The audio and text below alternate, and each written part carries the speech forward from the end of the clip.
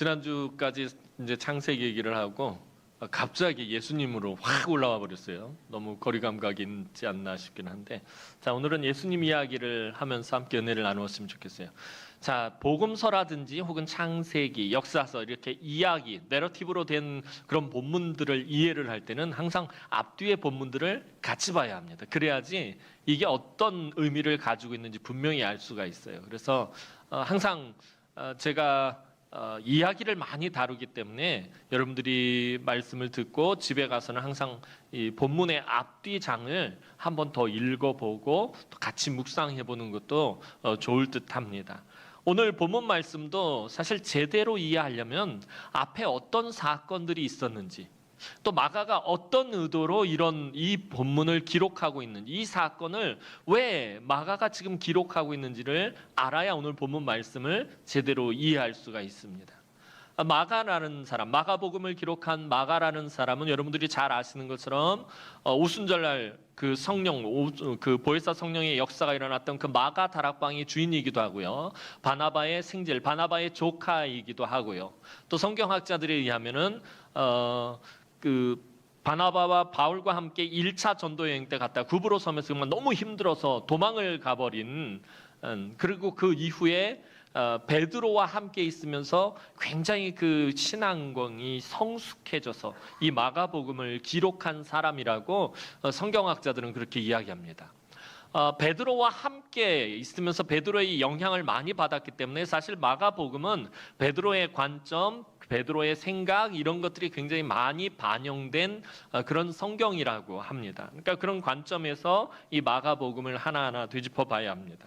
자, 그런데 이 마가복음은 1장 1절이 굉장히 중요합니다. 1장 1절에서 이렇게 시작하고 있습니다. 마가복음 1장 1절 말씀 우리 한번 보도록 하겠습니다. 시작. 하나님의 아들 그리스도의 복음이 시작이라. 하나님의 아들 예수 그리스도의 복음의 시작이라. 별로 뭐 특별할 것 같지 않고 너무 평범하고 단순한데 왜 이 말씀이 중요하느냐. 자, 이 말 안에 예수 그리스도의 복음으로 오늘 마가복음을 시작하고 있음을 밝히고 있는데, 이 복음이라는 말이요 굉장히 중요한 말입니다. 우리야 뭐 늘 듣던 말이니까 이 복음이라는 말이 너무나도 사실은 굉장히 평범하게 들리는 말입니다. 그런데 이 복음이라는 말은요, 예수님 당시에는 사실 굉장히 놀랄 만한 그런 말이었다라는 것입니다. 왜냐하면 이 복음이라는 말은 아무나 쓸 수 있는 말이 아니었기 때문입니다. 이 복음을 나타내는 헬라어가 유앙겔리온이라는 말입니다. 그런데 이 유앙겔리온이라는 말은 원래 언제 사용하는 말이냐면 로마 황제가 아주 중대한 정책을 발표하거나 어떠한 일을 명령하거나 할 때 사용하는 말이 바로 이 유앙겔리온이란 말입니다. 복음이란 말을, 기쁨의 소식. 이거는 원래 예수님 당시에요 아무나 쓸 수 있는 말이 아니라 오직 로마 황제만이 쓸 수 있는 말이었기 때문입니다. 그런데 마가는 마가복음을 하나님의 아들 예수 그리스도의 유앙겔리온, 복음의 시작이라고 말하고 있다라는 것입니다. 자, 주로 로마 황제가 그럼 어떤 때 이 유앙겔리온 복음을 선포하느냐 하면 로마의 식민지에 세금을 부과하거나, 자, 이번에 로마가 새로 정복한 그 식민지에 세금을 부과하기로 결정했다라고 할 땐, 혹은 로마의 도로를 정비하라고 그렇게 명령을 발표할 때 쓰는 말이 바로 이 유앙겔리온 복음이라는 말입니다. 이게 왜 기쁨의 소식이냐 하면은 로마 사람들의 입장에서는 이 로마 황제가 세금을 부과하기로 했다. 식민지에, 이 로마 땅이 아니라 식민지에 세금을 부과하기로 했다. 또 이 도로를 정비하기로 했다라는 말은요, 이 로마 시민들에게 있어서는 굉장히 기쁨의 소식입니다. 왜냐하면은 식민지에 세금을 부과한다라는 말은 그만큼 로마의 수입이 늘어서 로마의 재정이 탄탄해지고 그 로마 시민들에게 베풀어지는 혜택이 늘어난다라는 것을 의미하기 때문입니다. 또 도로를 정비한다라는 것은 로마가 정복 전쟁에서 승리하여서 그만큼 영토가 넓어졌음을 의미하는 것입니다. 로마는 땅을 정복하면은 항상 반드시 로마에서 그 정복한 땅으로 갈 수 있는 도로를 냈어요. 오늘날로 치자면 고속도로 같은 그런 도로를 내었습니다. 도로를 낸 이유는 그곳에서 세금을 거두기 위해서입니다. 그러니까 로마가 이 도로를 정비한다라는 말은 정복 전쟁에서 승리해서 그만큼 영토가 넓어지고 그 영토가 넓어짐으로 식민지에서 세금을 거둘 곳이 세금을 얻을 것이 많아지고 늘었음을 의미하기 때문에 이 로마 시민들에게는 황제의 이 발표가 아주 기쁨의 소식이었다라는 것이에요. 그래서 이 요한겔리온 복음, 기쁨의 소식, 좋은 소식, 복된 소식이란 말은 원래 로마 황제가 쓰던 말이었다라는 것입니다. 그런데 로마 황제가 사용하던 이 말을 예수 그리스도에게 적용하며 마가복음이 시작하고 있다는 거예요. 하나님의 아들 예수 그리스도의 복음의 시작이다라고 마가는 그렇게 마가복음을 시작하고 있는 것입니다. 그러니까 당시에 이 마가복음을 읽는 사람들은 마가복음을 처음 읽는 사람들은 처음 1장 1절에서 하나님의 아들 예수 그리스도의 복음의 시작이라 그럽니다. 아니 유앙겔리온이라는 말이 나오는 거예요.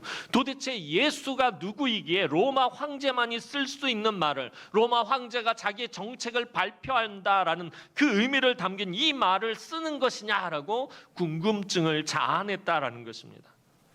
그래서 마가는 오늘 우리가 읽지는 않았지만 1장 14절에서 이 복음이 로마 황제의 좋은 소식이 아니라 하나님의 복음이다라고 분명히 딱 지금 콕 집어서 밝히고 있습니다.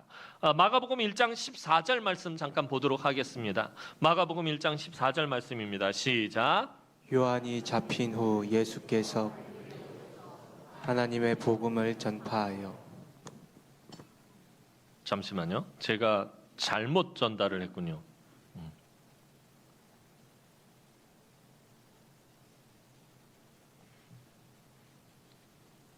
본문이 안 보여요. 잠시만요.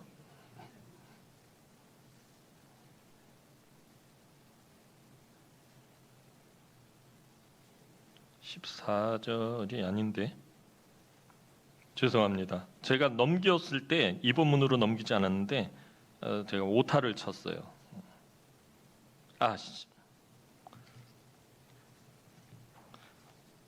자, 14절 다시 한번 읽어볼게요. 아니 바로 봤는데 제가 잘못 봤어요. 14절 다시 한번 읽어보도록 할게요. 제가 당황했습니다. 자, 14절 다시 한번 읽어봅니다. 시작. 요한이 잡힌 후 예수께서 갈릴리에 오셔서 하나님의 복음을 전파하여. 행간을 제가 놓쳤어요. 지금 읽다가. 자, 요한이 잡힌 후에 예수께서 갈릴리에 오셔서 하나님의 복음을 전파하여. 자, 예수 그리스도의 복음의 시작이라. 유앙겔리온, 이 로마 황제만이 쓸 수 있는 로마 황제가 굉장히 중대한 정책을 발표한다라는 그런 의미를 담고 있는 이 말을 쓰면서 14절에서 마가는 정확하게 하나님의 복음이다라고 다시 한번 언급하고 있습니다. 이게 뭘 의미하냐면 로마 황제, 즉 사람이 전하는 사람의 손으로 만들어진 기쁨의 소식이 아니라 하나님이 준비하신 너무나도 귀하고 복된 소식이 예수님에 의해서 지금 전해진다 라고 말하고 있는 거예요. 로마 황제는 로마 시민들만을 위한 기쁨의 소식을 전했지만, 자, 로마 황제가 정책을 발표하면 누구만 이게 좋은 거예요? 로마 시민들만 좋은 거예요. 로마 식민지의 입장에서 보면은 이건 좋은 게 아니에요. 자기들 것을 착취하고 억압하고 빼앗아가는 것이기 때문에 식민지 백성들의 입장에서 보면 이 로마 황제가 발표하는 이 중대한 사항이 좋은 소식이 아닙니다. 그러니까 사람이 전하는 사람의 손으로 만들어진 이 기쁨의 소식이라는 것은 한계가 있고 어떤 특정한 사람들만이 좋아하는 거지만 하나님이 준비하신 너무나도 귀하고 복된 소식은 모든 사람들을 위한 그런 복된 소식으로 예수님에 의해서 전해진다라고 지금 마가가 그것을 말하고 있는 것입니다. 자, 세례 요한이 헤롯에게 붙잡히자 예수님은 갈릴리 지역에서 사역을 이제 본격적으로 시작하십니다. 세례 요한은 예수님의 길을 준비하고 예비했던 사람입니다. 예수님이 오기 전에 회개를 선언하면서 사람들의 마음을 진짜 노릇노릇하게 만들었던, 노릇노릇하게 만들었던 사람이 세례 요한입니다. 그런데 그 세례 요한이 헤롯에 의해서 붙잡혀 감옥에 갇히게 됩니다. 이제 본격적으로 예수님의 사역이 시작되었음을 알려주는 것입니다. 자, 하나님 나라의 복음을 전하시며 베드로와 안드레와 야고보와 요한을 제자로 부르십니다. 이게 오늘 본문 앞에 마가복음 1장 앞부분에 있는 내용들을 제가 지금 잠깐 요약해서 말씀드리고 있는 거예요. 세례 요한이 붙잡히자 예수님이 갈릴리 지역에서 사역을 시작하셨고, 하나님 나라의 복음을 전하시며 베드로, 안드레, 야고보, 요한을 제자로 부르셨습니다. 그리고 예수님은 가버나움에서 본격적으로 이제 사역을 시작하시는데, 안식일에 가버나움 회당에 들어가셔서 하나님의 말씀을 가르치십니다. 그런데 예수님이 하나님의 말씀을 가르치시니까 그 말씀의 권세가 얼마나 대단하던지 듣는 사람들이 그냥 깜짝 놀라고 말았습니다. 아니, 도대체 이 사람 누구길래 이 말씀을 가르치고 전하는 것이 바리새인들 같지 않고 서기관 같지 않다는, 말씀을 가르치는 것에 전문가들인 서기관이나 바리새인들은 따라오지도 못할 정도로 너무 권세가 있고 너무나도 기가 막히게 하나님의 말씀을 가르치더라는 것입니다. 그런데 예수님께서 말씀을 가르치던 그곳에 귀신 들린 자가 한 사람 그 자리에 있었습니다. 근데 이 귀신 들린 자 안에 있던 이 귀신이 예수님이 누구인지 알고는 예수님 앞에서 당신은 하나님의 거룩한 자입니다 라고 하면서 예수님 앞에서 예수님을 아는 체 하려고 들었습니다. 그러자 예수님이 그 귀신을 심히 꾸짖으십니다. 25절, 마가복음 1장 25절 말씀 보도록 하겠습니다. 마가복음 1장 25절 말씀입니다. 시작. 예수 이르시되 잠잠하고 그 사람에게서 나오라 하시니. 자, 예수님께서 꾸짖어 이르시되 잠잠하고 그 사람에게서 나오라 라고 말씀했어요. 근데 이 잠잠하고 할 때 이 잠잠하다라는 말의 원래 의미는 입에 재갈을 물리다, 혹은 말을 못하게 입을 틀어막아 버리다라는 그런 뜻을 가지고 있습니다. 그러니까 예수님이 지금 귀신이 예수님에 대해서 아는 체 하려고 하니까, 나는 당신이 누군지 알아요, 나는 당신이 하나님의 거룩하신 분이라는 걸 내가 알고 있어 라고 지금 그렇게 말하려니까 예수님께서 아무 말도 하지 못하게 그 귀신의 입을 틀어막아 버리셨다라는 것입니다. 그 귀신은 예수님이 누구인지 그 정체성을 분명히 알고 있는데 예수님은 왜 그 입을 틀어 막아버리신 것일까요? 귀신이 예수님을 증거하는 건, 거기 사람들 많잖아요. 사람들 많은데 저 귀신 들린 자가 예수님 하나님 거룩한 자래 라고 말하면 그게 예수님에게 어떻게 보면 예수님을 오늘날로 표현하자면 PR할 수 있고 알릴 수 있는 좋은 기회인데 왜 예수님은 귀신의 입을 막아버렸는 거예요? 귀신은 마귀 사탄의 쫄개에 해당하는 그런 세력입니다. 그런데 예수님께서 이 귀신을 입을 막아버린 것은 사실 예수님에 대해서 누구보다도 더 잘 아는 존재가 마귀 사탄이에요. 마귀와 사탄은 예수님이 어떤 존재인지 아마 저와 여러분들보다 더 잘 알고 있을 거예요. 그런데 문제는 뭐예요? 전에도 말씀드렸던 것처럼 이 악한 영의 세력들은 예수님이 누구인지, 예수님이 어떤 분인지 그 아이덴티티, 정체성을 분명히 알고는 있지만 예수님을 믿지는 않아요. 예수님을 섬기지는 않는다라는 것입니다. 그러니까 예수님을 믿지 않기 때문에 예수님은 그들의 입을 틀어 막아버렸다는 거예요. 뭘 말하냐면은 예수님은 믿음이 없이는 예수님에 대해 아무 말도 하지 못하게 하셨다라는 것입니다. 예수님에 대한 기쁨의 좋은 소식, 복음은 오직 누구만이 말할 수 있고 누구만이 전할 수 있냐면 오직 예수님과 믿음으로 관계성을 맺은 자들만이 전할 수 있는 것이기 때문에 예수님께서 귀신의 입을 막아버린 거예요. 귀신은 예수님과 인격적인 관계를 맺고 있지 않아요. 예수님을 믿지도 않고 예수님을 따르지도 않고 예수님을 섬기지도 않고 예수님을 경배하지도 않는 존재란 말이에요. 그래서 막아버린 거예요. 오직 예수님에 대한 좋은 소식은 예수님을 믿고 예수님과 인격적인 관계성을 맺는 자들만이 전할 수 있다라는 것입니다.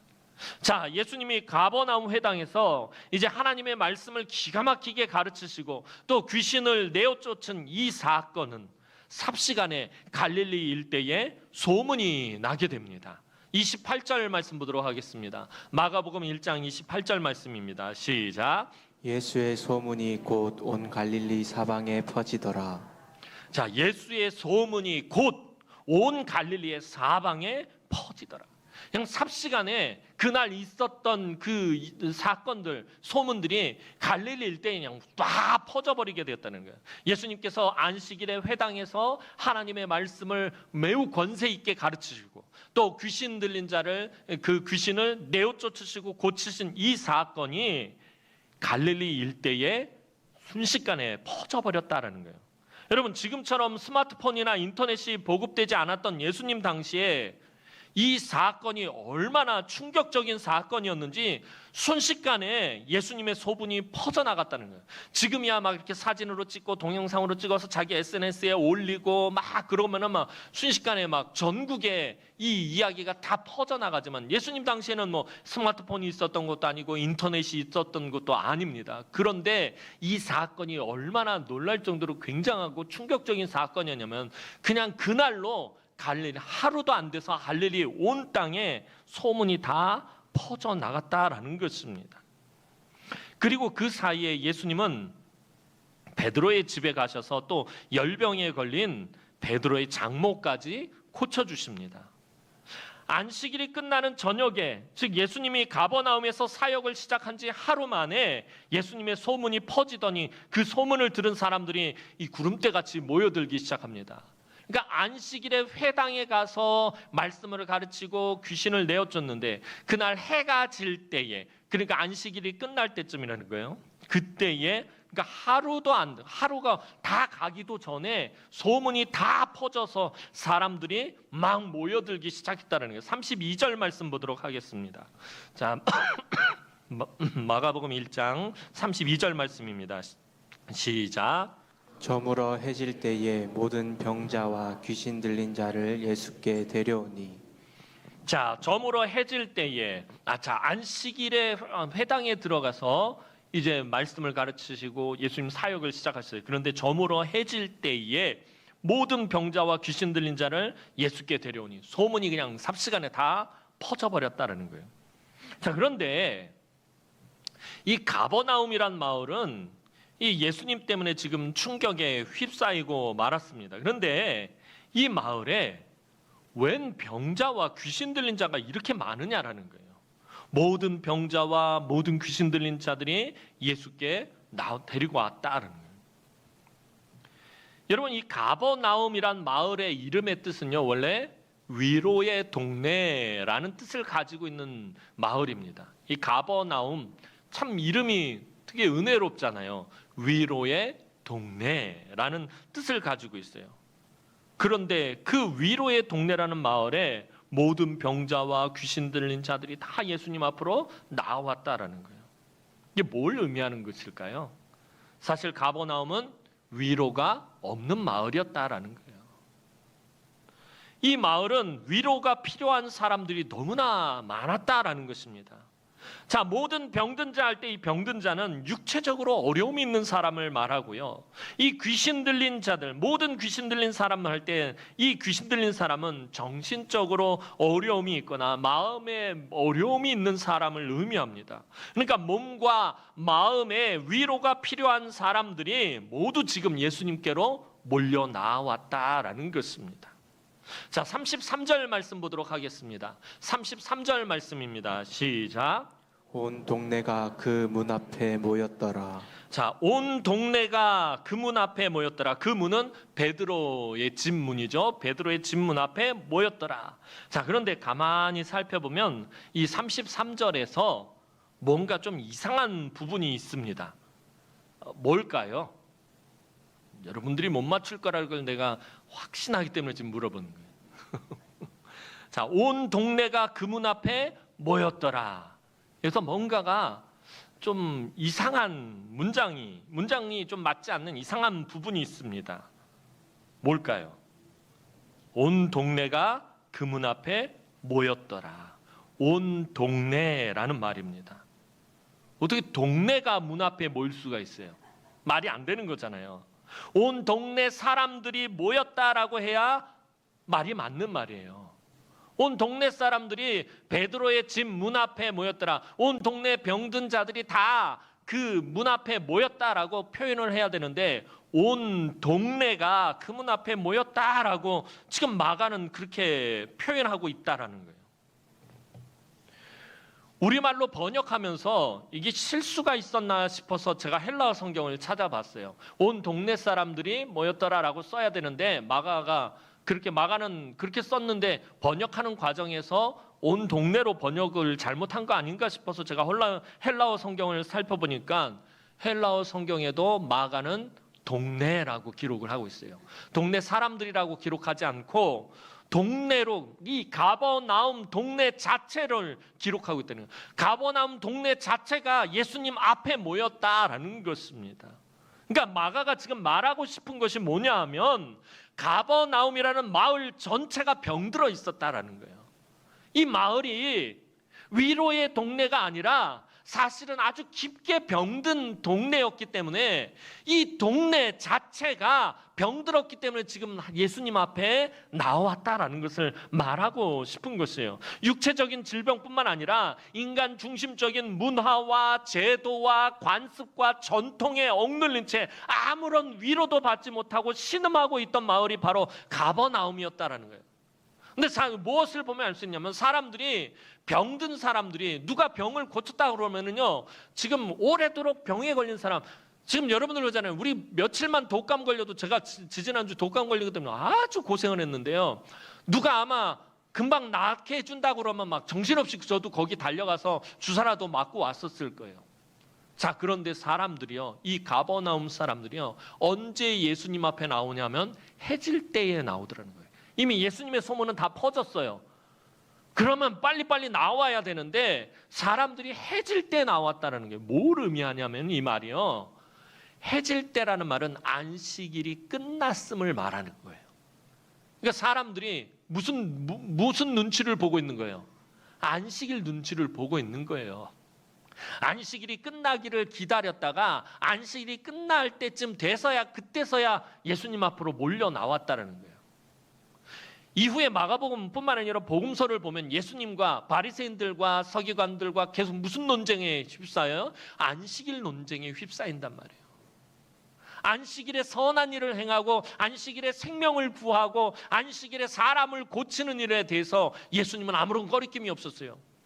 율법에 얽매일 필요가 없었어요. 그런데 사람들이 이 전통과 제도에 얽매여 있었음을 보여주고 있는 것이에요. 율법에 얽매여 있었던 거예요, 사람들이. 지금 빨리 예수님 앞에 나와야 되는데 그러지 못하고 있었다라는 거예요.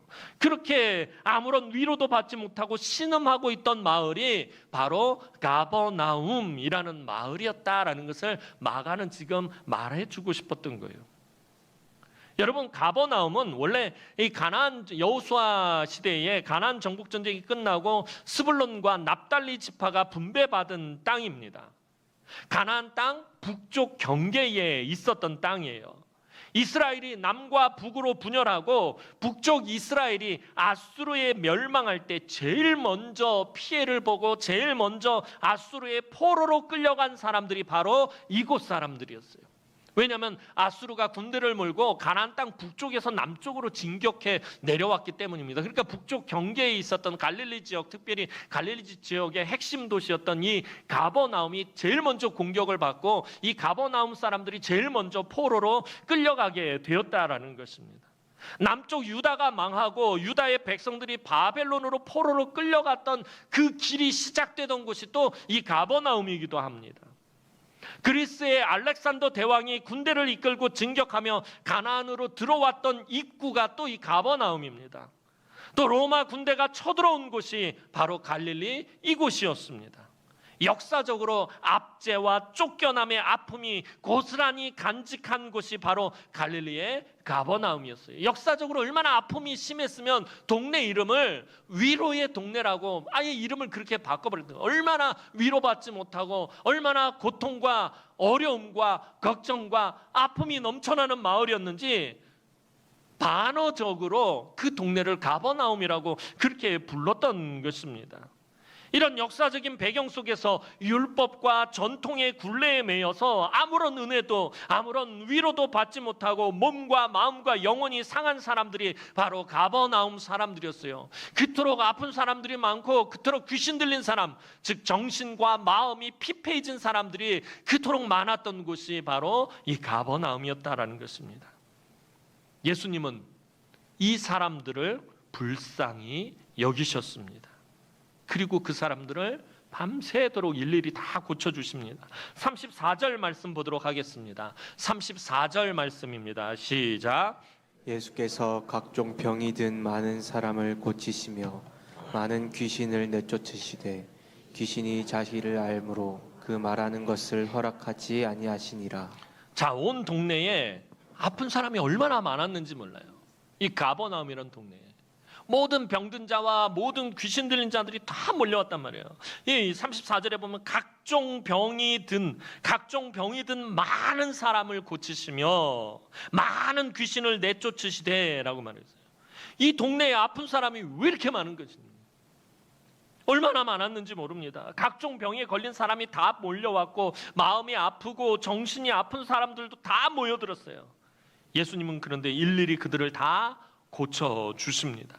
특별히 여기서도 귀신 들린 자를 고치시며 귀신이 예수님에 대해 말하는 것을 막아버리셨어요. 이유는 아까 말씀을 드렸죠. 복음의 주체이신 예수님에 대해서는 오직 예수를 믿는 자들만이 전할 수 있기 때문입니다. 그리고 위로의 동네 가버나움에는 정말 너무나도 놀라운 하나님의 치료하시고 회복하시는 위로가 우리 예수님을 통해서 이제야 임하게 된 것입니다. 가버나움에서 예수님의 이 치료의 사역은 정말 놀라운 것이었습니다. 예수님의 명성이 점점 빠르게 퍼져나가게 됐어요. 이 갈릴리 지역에 예수님의 명성이 완전히 퍼져나가게 되었다라는 거예요. 자, 그렇다면 우리가 생각할 때 가버나움, 위로를 받지 못했던 이 가버나움, 문제투성이었던 이 가버나움에 예수님께서 오셔서 치료하시고 그들을 위로하시면서 예수님의 명성이 온 갈릴리에 다 퍼져나갔다면 우리가 생각할 때 예수님의 사역에 있어서 이곳은 아주 좋은 사역지라는 것입니다. 그죠?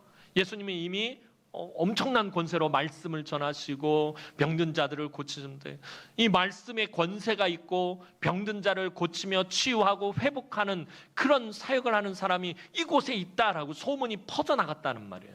그럼 이곳은 우리가 생각할 때 예수님에게는 너무나도 좋은 사역지와 같다라는 것입니다. 이곳에서 앞으로 주님이 가실 길을 걸어가시면 주님은 아주 편하게 사역하실 수 있었습니다. 모든 기반들이 이제 갖추어지기 시작했으니까요. 그런데 주님이 내신 길은 우리의 예상과는 전혀 다른 길이었다는 거예요. 제자들도 그 자리에 예수님께서 지금 마가복음 앞부분에서 베드로, 안드레, 야고보, 요한을 부르셨어요. 베드로, 안드레, 야고보, 요한이 보니까 예수님 어때요? 말씀에도 권세가 있고 병든 자도 고치고 귀신을 내어쫓는데 엄청난 거예요. 가버나움이 완전히 회복되어지는 진짜 위로의 동네가 되고 있는 그 모습을 보고 있을 때 제자들의 마음이 어떻겠냐면 야, 우리 예수님 정말 대단하다. 이곳에서 예수님의 놀라운 사역들이 이제 시작되는구나. 야, 우리가 정말 예수님의 뒤를 따라오기를 잘했구나라는 생각이 들었을 것이에요. 그런데 이 제자들의 생각과는 전혀 다른 길을 예수님은 걸어가셨다라는 거예요. 자, 오늘 본문 35절 말씀 보도록 하겠습니다. 35절 말씀입니다. 시작. 새벽 아직도 밝기 전에 예수께서 일어나 나가 한적한 곳으로 가사 거기서 기도하시더니 새벽 아직도 밝기 전에 해가 뜨기도 전에 예수께서 일어나 나아가 한적한 곳으로 가사 거기서 기도하시더니 자, 해가 저물 때 몰려온 병자들을 예수님은 밤사이에 일일이 다 고쳐주셨어요. 참 많이 지치고 피곤하셨을 거예요. 전에 예수님께서 이 치유 사역 하실 때 이 복음서 본문 가지고 여러분들한테 설교할 때 말씀을 드렸을 거예요. 예수님은 사람들을 고칠 때 한 사람 한 사람 일일이 다 만져주시고 얘기 다 들어주시고 그러고 고치셨다라는 거예요. 그게 얼마나 피곤하겠어요. 한 사람 상대하기도 힘든데 밤새도록 아픈 사람 자기가 왜 아픈지 그 이야기 다 들어줘야 되고 그 사람 아픈 곳을 일일이 다 만져줘야 되고 얼마나 힘드셨겠느냐는, 참 많이 지치고 피곤하셨을 것입니다. 잠깐이라도 더 눈을 붙이시는 게 좋으실 텐데 예수님은 홀로 깨어 계셨다라는 것이에요. 예수님이 불면증이 있거나 잠이 없어서가 아닙니다. 예수님 참 많이 힘드셨을 거예요. 하지만 지금 예수님은 그 새벽에 예수님의 길을 내고 계셨다라는 것이에요. 예수님은 이 길을 통해서 이 세상을 향해 예수님이 어떤 마음을 품고 계시는지 알려주시고 계셨어요. 예수님은 이 세상에서 명성을 얻기 위해 오신 것이 아니다라는 거예요. 내가 이까지 명성을 얻기 위해서 여기 온 줄로 아느냐 이거예요. 다른 사람들에게 인정받고 다른 사람들에게 칭찬받고 다른 사람들에게 박수를 받고 다른 사람들에게서 인기를 얻기 위해 오신 것이 아니다라는 것입니다. 그것을 위해 오셨다면 예수님은 세상으로 가는 길을 내셔야 했고 예수님의 소문이 나고 사람들이 많이 몰려온 그 가버나움에 머물러 계셔야 했다라는 것입니다. 하지만 예수님은 한적한 곳으로 길을 내셨어요.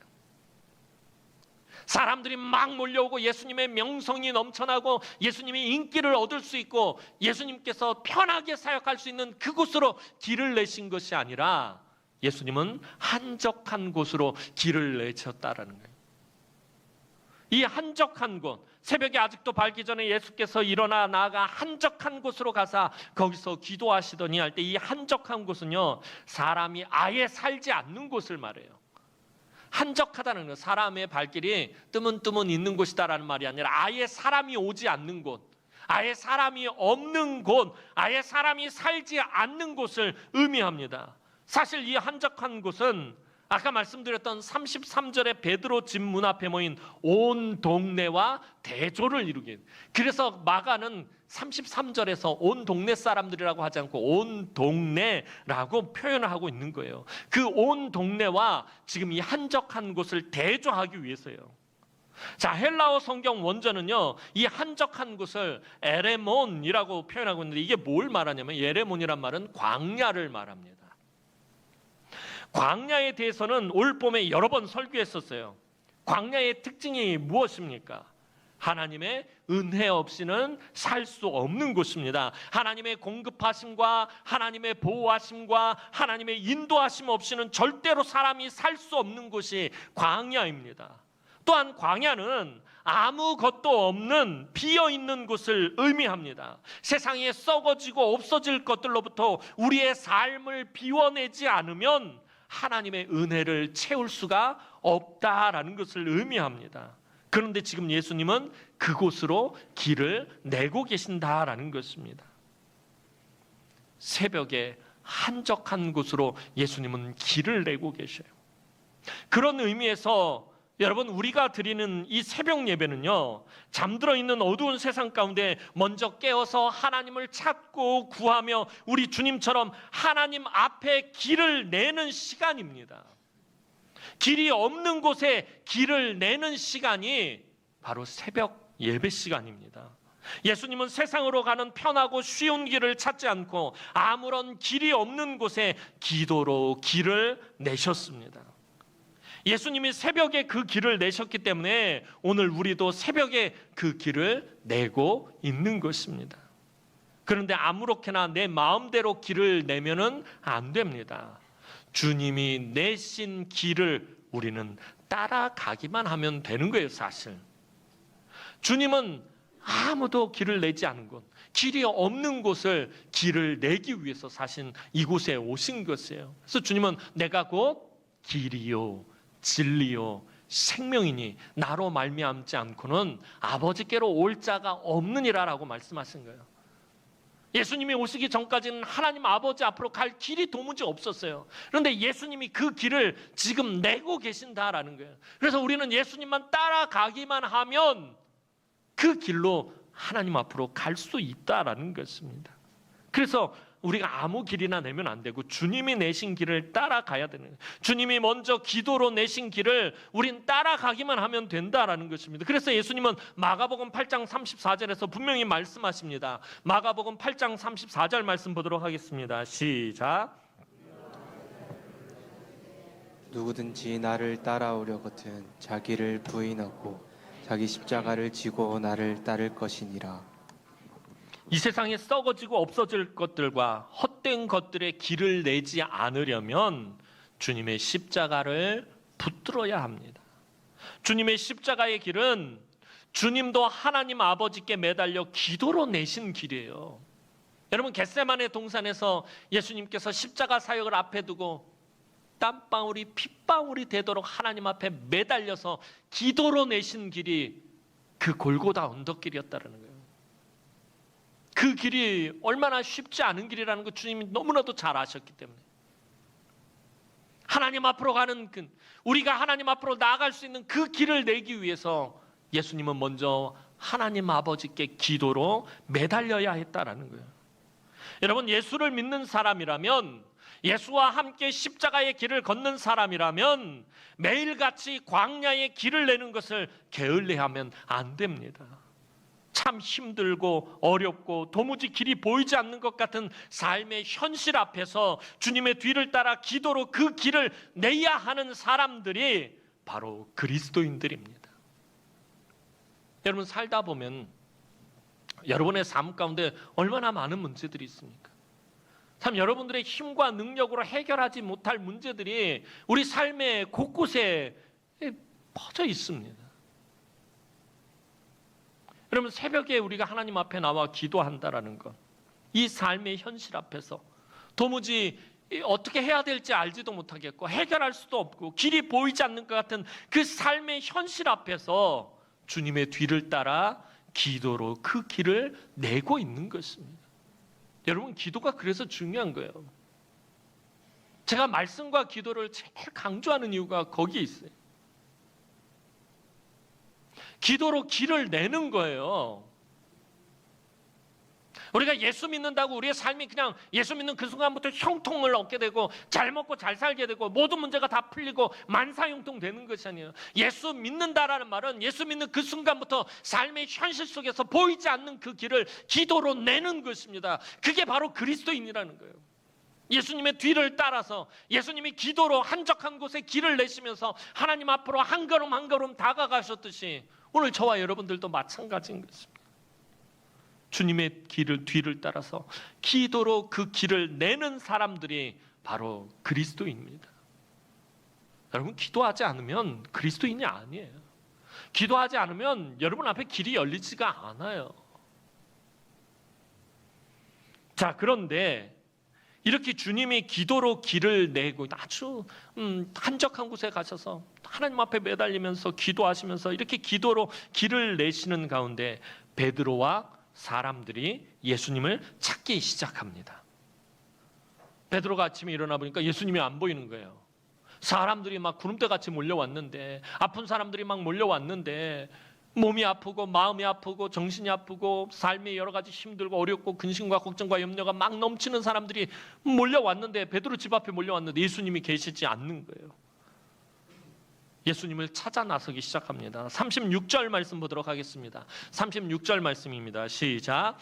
시몬과 및 그와 함께 있는 자들이 예수의 뒤를 따라가. 자, 시몬과 및 그와 함께 있는 자들이 예수의 뒤를 따라가. 자, 그런데 여기서 이 뒤를 따라가라는 말이 또 중요한 말이에요. 예수의 뒤를 따라가라는 말은 앞서서 주님이 제자들을 갈릴리에서 부르실 때 제자들이 예수님을 따라갈 때 사용한 단어와는 다른 의미가 있다는 거예요. 자, 예수님께서 내가 너를 사람을 낚는 어부가 되게 하리라 그랬더니 제자들이 예수님을 따르니라 라고 돼 있잖아요. 제자들이 배와 그물을 버리고 예수님을 쫓으니라, 따르니라 라고 돼 있어요. 그때 예수님의 뒤를 따르다라는 말과 지금 요 36절에서 예수의 뒤를 따라갈 때 이 따르다라는 말이 다른 의미, 전혀 다른 말이다라는 거예요. 우리말로는 똑같이 따르다라고 표현이 되어 있는데 헬라어에서는 전혀 다른 의미를 담고 있다라는 거예요. 여기서 이 예수의 뒤를 따라 베드로와 함께한 사람들이 예수의 뒤를 따라갈 때 이 따르다라는 말은 수소문하면서 찾아 나서다라는 뜻을 가지고 있어요. 앞에서는 그 예수님의 제자들이 예수를 따르다라는 건 예수님이 앞에 가고 예수님의 뒤를 따라가는 걸 말하는데, 여기서는 수소문하면서 예수님이 어디 있는지 막 찾아내려고 막 찾아 나서는 거예요. 예수님 어디 있냐? 이 사람한테 물어보고 저 사람한테 물어보고, 야 김씨 예수님 어디로 갔는지 못 봤어? 어물전 박씨 지금 예수님 어디로 갔는지 못 봤어? 이렇게 막 수소문하면서 예수님을 찾아 나선다라는 뜻을 가지고 있어요. 근데 이 단어가 가지는 뉘앙스나 의미가 뭐냐 하면, 단순히 예수님의 뒤를 따라 예수님처럼 기도로 길을 내는 그 길을 따랐다라는 그런 의미가 아니라, 지금 베드로를 비롯한 많은 사람들이 예수님을 통해서 자기의 문제를 해결받고 자기의 이익을 얻기 위해 예수님을 찾아 나섰다라는 의미를 담고 있는 거예요. 앞에서 제자들이 예수님을 따르다는 건 자기의 모든 것을 버리고 지금까지 그렇게 많이 잡았던 물고기, 배, 그물, 사람들을 다 버리고 예수님을 따라가는 건데, 지금 여기서 예수님을 따라가다라는 말은 예수님을 통해서 자기의 이익을 얻기 위해서 예수님을 찾아 나섰다라는 의미를 가지고 있는 것입니다. 마가가 의도적으로 단어를 다르게 쓰고 있는 거예요. 베드로는 지금 예수님을 이해하지 못해서 당황하고 있는 거예요. 그 놀라운 능력을 행하시던 주님이 왜 광야로 가셨는지, 사람들의 관심과 환호를 한 몸에 받으시던 주님이 왜 한적한 곳으로 가셨는지 도무지 이해가 되지 않아서 예수님에게 따지기 위해서 지금 예수님을 찾아 나선 거예요. 아니 예수님 지금 여기서 뭐 하고 계시는 거예요? 예수님을 지금 찾고 예수님을 지금 만나려고 하는 사람들이 지금 저렇게 가버나움에 우리 집 앞에 지금 잔뜩 몰려 있는데 예수님 이곳에서 지금 뭐 하고 계시는 거예요? 지금 그렇게 따져 묻고 있는 거예요. 이렇게 모든 사람들이 자기 이익을 위해서 주님을 찾아 나서는 이런 상황에서 주님이 단호하게 또 말씀을 하셔요. 그게 38절 말씀이에요. 오늘 본문 38절 말씀 보도록 하겠습니다. 38절 말씀입니다. 시작. 이르시되 우리가 로 가자. 거기서도 전도하리니 내가 이를 위하여 왔노라 하시고, 예수님 아주 단호하게 다른 마을로 가자라고 말씀하셔요. 예수님 지금 빨리 가버나움으로 가셔야죠. 그런데 예수님 가버나움으로 가시기를 거절하시고 다른 마을로 가자라고 말씀하셔요. 자, 그런데 여기서 다른 마을로 가자 할 때 이 사용한 이 가자라는 이 말은요, 단순히 다른 곳으로 방향을 바꾸는 것을 의미하는 것이 아니라, 이 가자라는 말은요 군사적인 용어예요. 마가가 여기서 또 의도적으로 다른 단어를 쓰고 있는 거예요. 이 가자라는 말이에요. 여기서 우리가 가까운 다른 마을로 가자 할 때 이 가자라는 말이 군사적인 용어인데 언제 쓰는 말이냐면, 전투를 막 한참 하고 있을 때 지휘관이 이게 도대체 상황이 안 돼. 그래서 앞에 나서 막 싸우고 있는 부하들을 향해서 뭐는, 야 퇴각, 전체 후퇴, 전부 퇴각하라라고, 이 퇴각, 후퇴할 때 쓰는 말을 마가가 여기서 사용하고 있어요. 그러니까 예수님은 지금 베드로에게 가버나움에서 어떻게 할 것을 명령하고 계시는 거예요. 퇴각할 것을 명령하시는 거예요. 야 베드로야, 가버나움에서 다른 곳으로 후퇴해라, 퇴각해라 라고 그것을 명령하시는 거예요. 가버나움은 주님이 더 이상 머물 곳이 아니기 때문에 서둘러서 그곳을 떠나자는 거예요. 야 베드로야, 가버나움은 이제 내가 더 이상 머물 곳이 아니야. 다른 곳으로 떠나가자, 다른 곳으로 퇴각하자라고 베드로에게 지금 그렇게 말씀하시는 거예요. 지금 주님이 가버나움에 가시면 엄청난 환호를 받고 주목을 받고 칭찬을 받고 인정을 받고 박수를 받으실 것이에요. 그런 그곳을 떠나기란 사실 좀처럼 쉬운 일이 아닐 거예요. 여러분 아까도 말씀드렸잖아요. 우리가 생각할 때는 가버나움에서 사역을 하는 게 훨씬 더 좋잖아요. 명성을 얻었고 많은 사람들이 환호하고 많은 사람들이 예수님을 인정하고 많은 사람들이 막 예수님 보면 막 소리를 지르고 박수치고 난리가 났어요. 예수님의 인기가 아주 막 하늘을 찌를 듯해요. 그런데 예수님은 그곳이 자기가 머물 곳이 아니다라고 말씀하십니다. 그곳을 떠나기가 그게 쉬운 것인가요? 그래서 예수님은 급히 퇴각 명령을 내리고 계시는 거예요. 거기 더 이상 있어서는 안 된다. 퇴각하라. 예수님은요, 오병이어의 사건 후에도 똑같은 일을 하셨어요. 물고기 2마리와 보리떡 5개로 5,000명을, 성인 남자만 5,000명을 먹이신 그곳에 사람들이 난리가 났어요. 늘 굶주리고 갈급해하던 사람들이 예수님을 통해서 위로를 얻고 몸과 마음이 그 배부름을 얻게 됐어요. 그때 사람들이 예수님을 왕으로 세우려고 막 난리가 났어요. 예수님을 왕으로 세우면 우리가 다시는 굶을 일이 없다, 우리가 다시는 갈급해할 일이 없다 그러면서 예수님을 왕으로 세우려고 했을 때 예수님이 급히 그곳에서 후퇴하십니다. 다른 곳으로 가십니다. 제자들은 얼른 배에 태워서 갈릴리 건너편으로 보내시고 예수님은 광야로 들어가 버리십니다. 광야로 후퇴해 버리셨다는 거예요. 오늘도 예수님은 그렇게 하셨어요. 베드로에게, 베드로야, 가버나움에서 후퇴해라. 그리고 예수님은 이 땅에 오신 목적을 분명하게 말씀하십니다. 예수님은 전도하기 위해서 이 땅에 오셨다라고 분명하게 말씀하십니다. 그런데 이 전도하다라는 말이 원전에서 가지는 가장 중요한 의미는 여러 가지 의미가 있어요. 그런데 가장 중요한 의미는 선포하다라는 의미를 가지고 있습니다. 예수님은 하나님 나라와 하나님의 말씀과 하나님의 뜻하심과 하나님의 계획하심을 선포하기 위해 오셨으며 예수님은 온몸으로 오늘 본문에서 그 길을 내시고 계시는 것입니다. 사랑하는 성도 여러분, 예수님은 마가복음을 통해서 계속해서 말씀하시고 있는 게 뭐예요? 나를 따라오라예요. 나를 따라오라라고 말씀하셔요. 그리고 그 길이 어떤 길인지 몸소 보여주고 계세요. 그 길이 쉽지 않기 때문에 예수님은 기도로 그 길을 내고 계셔요. 그리고 우리도 기도로 그 길을 따라오기를 예수님 원하시고 계신다는 거예요. 요즘 한국교회의 가장 큰 문제는 기도로 내는 길이 점점 닫히고 있다라는 것입니다. 각 교회마다 기도의 등불이 점점 꺼져가고 있다라는 거예요. 왜 한국교회가 요즘 이렇게 큰 어려움과 문제에 휩싸이고 있는 것입니까? 가뜩이나 지금 악하고 더럽고 음란한 문화가 넘쳐나는 이 세대에, 마치 이 광야와 같은 이 세대에, 이 혼탁한 세대에 길을 내고 가야 하는 한국교회가 길을 내지 못하고 있기 때문에 그렇다는 거예요. 왜요? 기도하지 못하고 있기 때문에. 기도하지 않기 때문에, 예수님이 걸으셨던 그 길을 따라가지 못하고 있기 때문에 지금 이렇게 한국교회가 쇠퇴의 길을 걸어가고 있다라는 것입니다. 예수님이 공생의 기간에 제자들에게 가장 많이 보이신 모범은요, 다른 것이 아니라 기도였어요. 예수님 시간만 나면 한적한 곳으로, 들로, 산으로, 광야로 나가셔서 기도하셨어요. 기도로 그 길을 내셨다라는 거예요. 예수님이 가실 길이 얼마나 힘들고 어려운 길인지 아셨기 때문에. 근데 예수님은 당신을 위해서만 그렇게 하신 것이 아니라 이제 당신의 뒤를 따라서 그 십자가의 길을 걸어가야 할 제자들과 그 뒤에 오고 오는 믿음의 세대들을 위해서 그렇게 행하셨다라는 거예요. 오늘 저와 여러분들도 마찬가지예요. 아까 말씀드렸던 것처럼 우리 현실의 삶에서 도무지 길이 보이지 않을 때가 얼마나 많으냐라는 거예요. 그 길을 어떻게 내야 하느냐라는 거예요. 예수님이 기도로 내신 그 길을 우리도 따라가야 된다라는 거예요. 여러분, 그러지 않으면은 이 땅에서 여러분들이 길을 낼 수가 없는 거예요.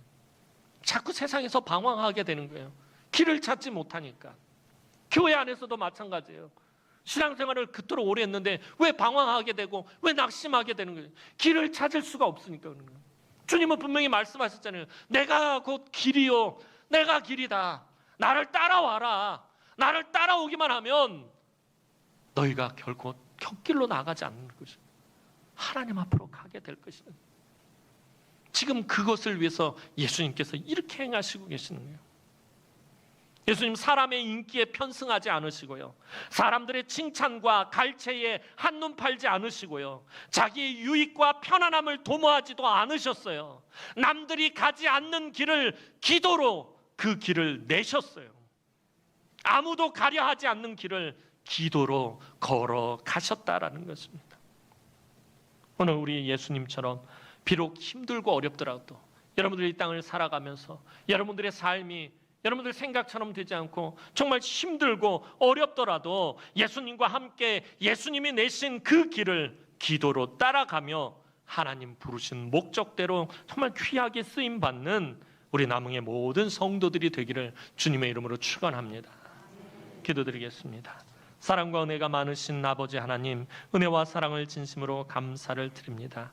예수님께서 참 힘들게 기도로 한 걸음 한 걸음 내신 그 길을 오늘 우리도 믿음으로 따라갈 수 있도록 도우시고, 하나님 이 험한 세상에서, 한 치 앞도 보이지 않는 세상에서 어떤 문제도 해결할 수 없는 정말 힘과 능력이 없는 오늘 우리 앞에 있는 이 어두운 그 앞에서 하나님 주님이 가신 그 길을 기도로 따라가며 하나님 길을 내는 하나님 우리 남흥의 모든 성도들이 될 수 있도록 은혜를 베풀어 주옵소서.